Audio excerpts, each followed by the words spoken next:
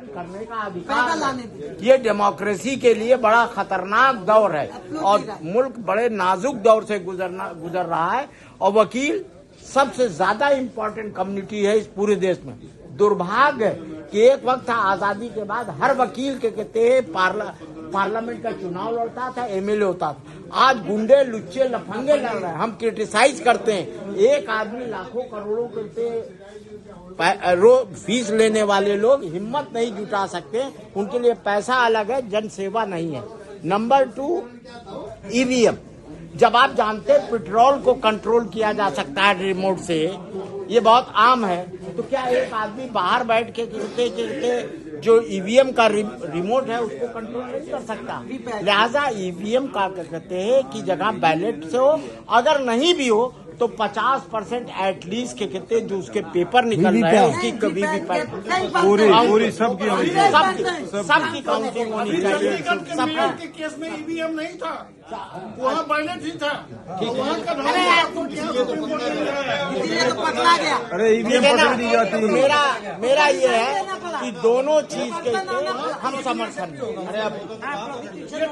ये ठप्पा मारने की अरे अपने नंबर पर बोलो यार, ऐसे बैलेट में भी होता है। तो तेरा नंबर आ जाए तो बोल दियो, कट जा त्यागी जी को बोलने तो बोलिए त्यागी जी। अरे सुनने दे, आप सुनने दे, बैठ जा।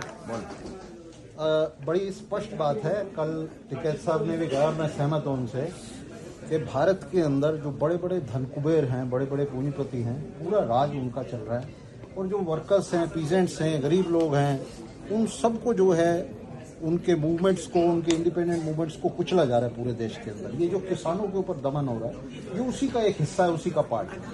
1947 में भारत के पूंजीपतियों ने ब्रिटिश पूंजीपतियों से भीख में ये सत्ता ली थी, समझौता करके, हमारे स्वतंत्रता संघर्ष के साथ गद्दारी करके।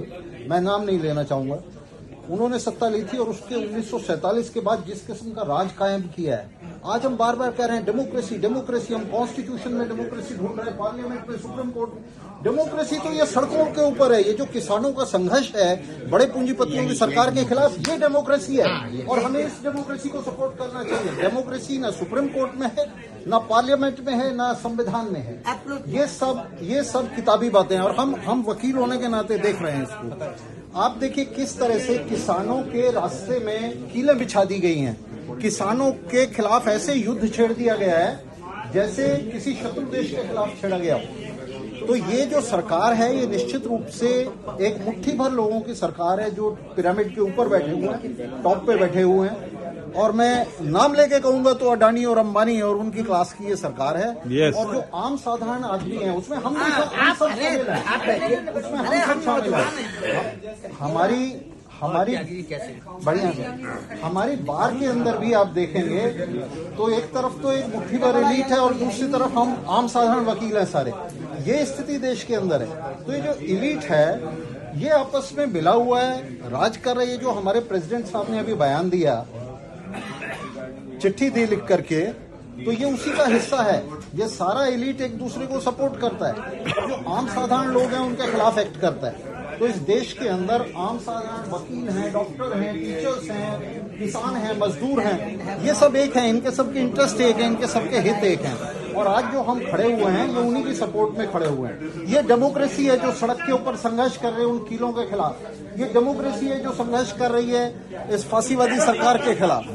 तो ये डेमोक्रेसी है। हम पूरी तरह से इस डेमोक्रेसी को सपोर्ट करते हैं और यहाँ हम नहीं जानते कि ईवीएम में धांधली हो रही है या नहीं हो रही है, लेकिन एक बात तय है कि पूरे देश में ईवीएम का बहुत ही व्यापक विरोध है। मुट्ठी भर लोगों को छोड़ दें जो सरकार के साथ हैं, तो आमतौर से जनता ये सस्पेक्ट कर रही है, इस बात का अंदेशा है कि ईवीएम में धांधली हो रही है। और अगर हो रही है तो हम ये निश्चित रूप से इस मांग का भी समर्थन करते हैं कि ईवीएम का खेल बंद किया जाए। सोल्यूशन भी बताओ, अल्टरनेटिव भी बोलो। अभी तो उनकी प्रॉब्लम, देखिए हम अभी आप बोलो ना, ओपिनियन बनाते हैं। जी, ये जो संघर्ष है, ये जो किसानों का संघर्ष है, ये जो हमारा संघर्ष है, हम भी ये संघर्ष कर रहे हैं, बोल रहे हैं, रेजोल्यूशन डाल रहे हैं। तो ये जो संघर्ष है इसको आगे बढ़ाया जाए मिलकर, इसको आगे बढ़ा